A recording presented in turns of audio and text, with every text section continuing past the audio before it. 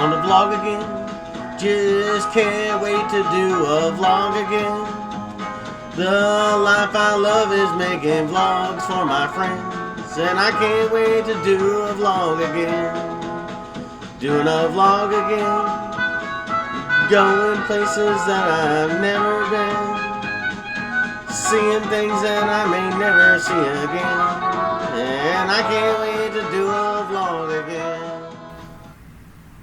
Hello everyone and welcome back to The Top Vloggers. As always, I am High and Mighty Joe hanging out with the lovely cat. And of course we got Aaron in the back. We have got a great vlog for you today. It should be a fun and exciting time. So let's go! Okay, we are at the Ernie Pyle restaurant here in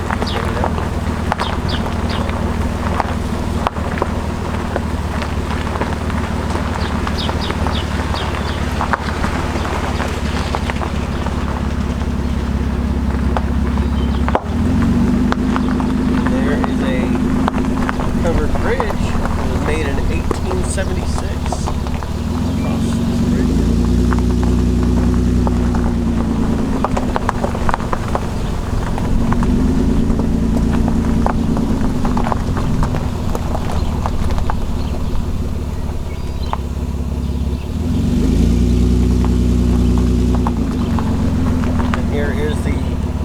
Ernie Pyle Memorial Highway.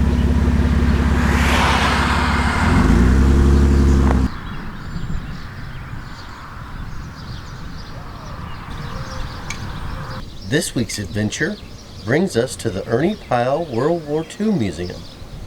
Let's go inside and take a look. The buildings are in actual Quonset huts from World War II.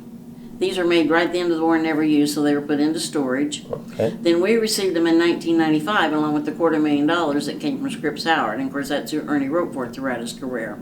Prior to 95, they used the home, so it was great to bring everything out and have a true World War II museum. And articles of his on the wall throughout. Right in here, there's a glass case that has 6 drawers that pull out. Everything in that case and the drawers are directly connected to Ernie, where our scenes are what he saw and what he wrote about, which was the GIs. He followed them throughout the war from England to North Africa, up through Sicily, Italy, and on up into Europe. Prior to the Battle of the Bulge, which of course nobody knew that was happening, he came home for a break and told everybody, I'm done. I've seen enough war, I don't want to see any more death.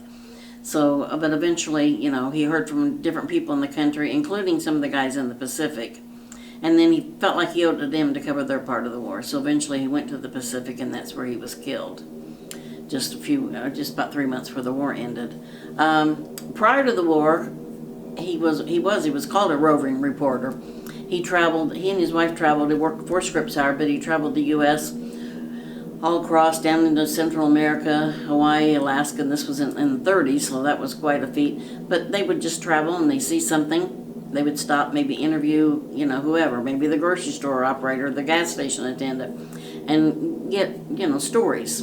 I mean, even up into Alaska, he did that. So, you know, that's where he got a lot of his start.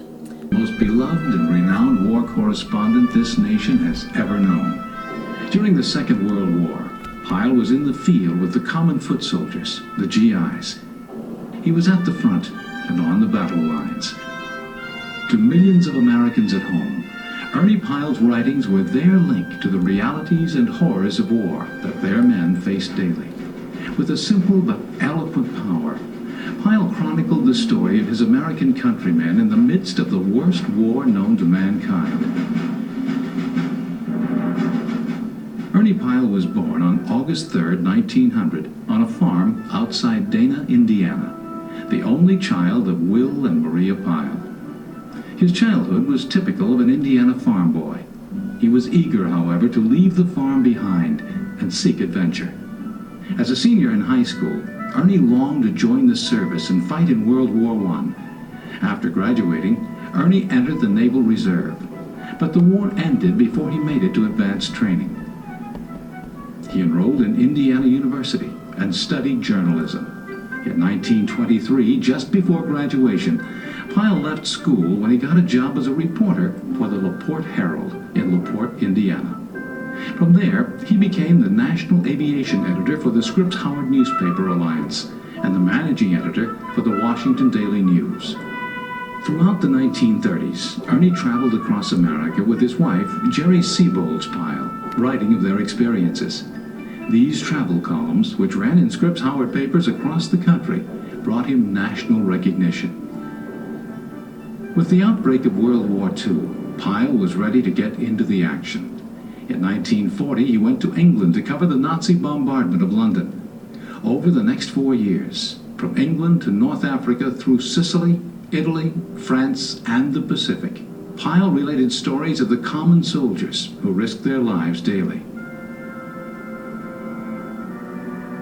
On April 18, 1945, Ernie Pyle was on the small island of Iashima just west of Okinawa.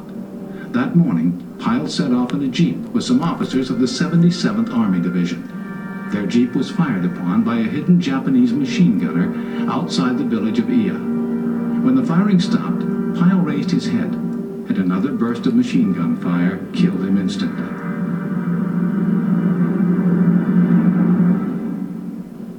The entire nation, as well as the American forces in the field, mourned Pyle's death.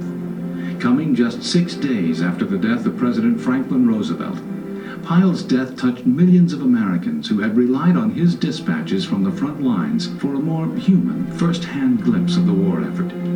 Throughout the 4 years that he covered the Second World War, Ernie Pyle shared a tireless compassion for the American soldiers in the field of battle.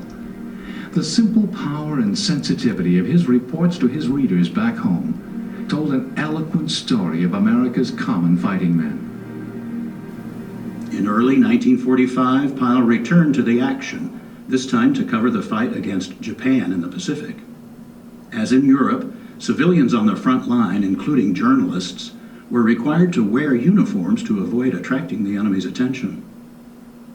Pyle spent 2 weeks aboard the USS Cabot, a small aircraft carrier whose planes ran daily bombing raids to Tokyo. On Easter Sunday, April 1st, 1945, Pyle witnessed the Battle of Okinawa, now considered the largest land, sea, and air battle in the entire engagement, which became the final turning point of the war. Less than a month later, on a small Japanese island, Iashima, just west of Okinawa, Ernie Pyle was killed by a Japanese machine gunner. His death shocked the nation. The war ended only 3 months after Pyle's death.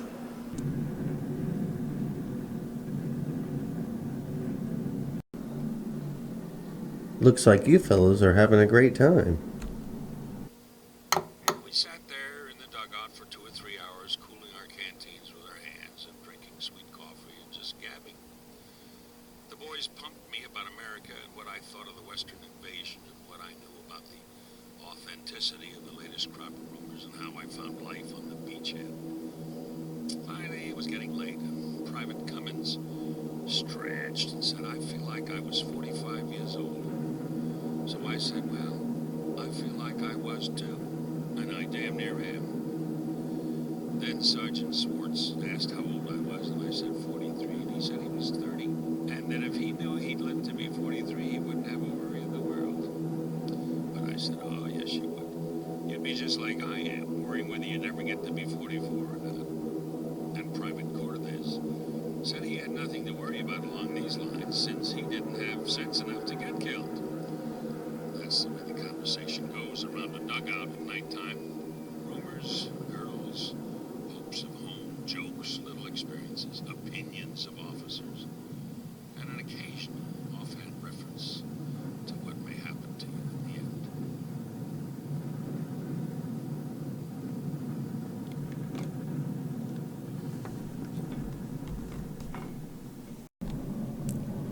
Now this is not his knit cap, but this is a cap that is very similar to the one that he wore that became one of his trademarks. Now this is Ernie's leather wallet that he carried until he was killed on Iwo Jima. Book and the script. A story of G.I. Joe.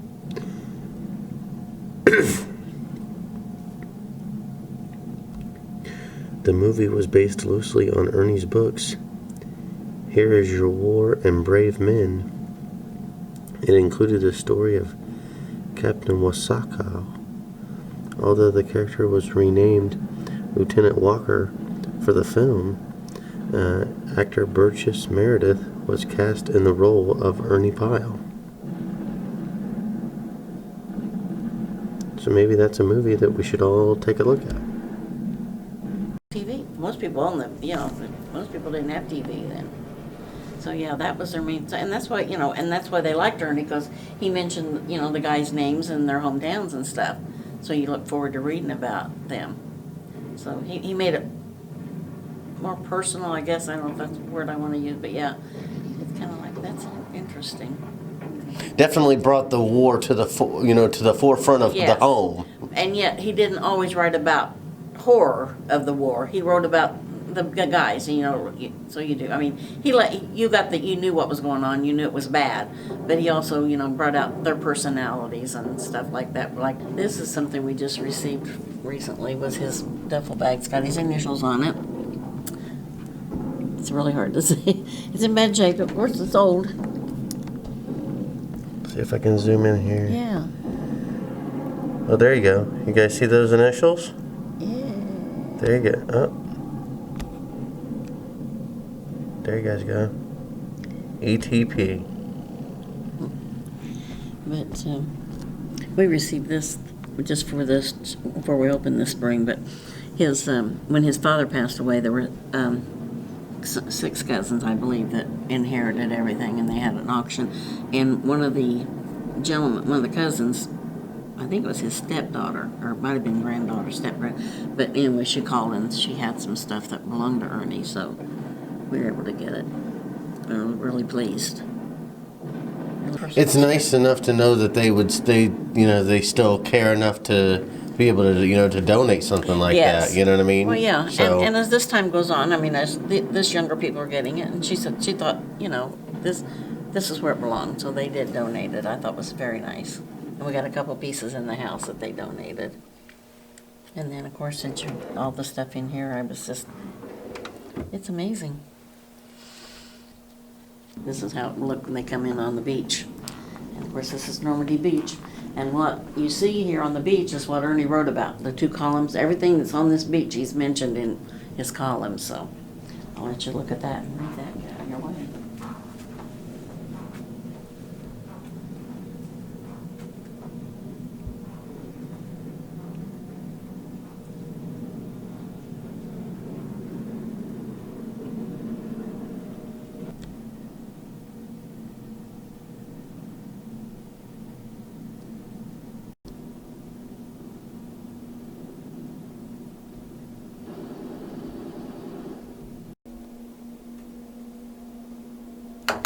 Normandy Beachhead, D-Day +2.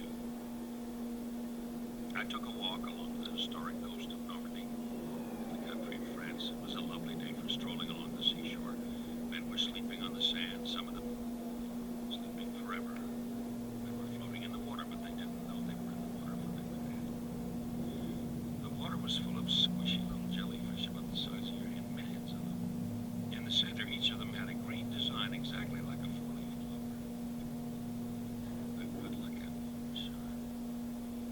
Yeah, yes. I walked for a mile and a half along the water's edge of the many-mile invasion beach. You wanted to walk slowly, for the detail on that beach was infinite. The wreckage was vast and startling. The awful waste and destruction of war, even aside from the loss of human life, has always been one of its outstanding features to those who are in it. Anything and everything is expended. And we did expand on our beachhead in Normandy during those first few hours.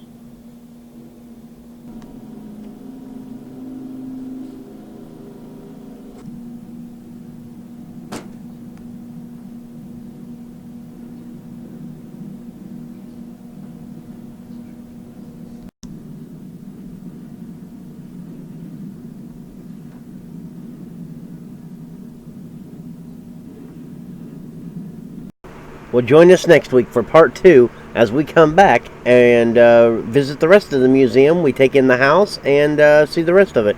Don't forget to check out all of our social media sites, Facebook, Instagram, and Twitter. We're also on Patreon if you would like to help support us. We'll see you again next week. Until then, Top Vloggers out.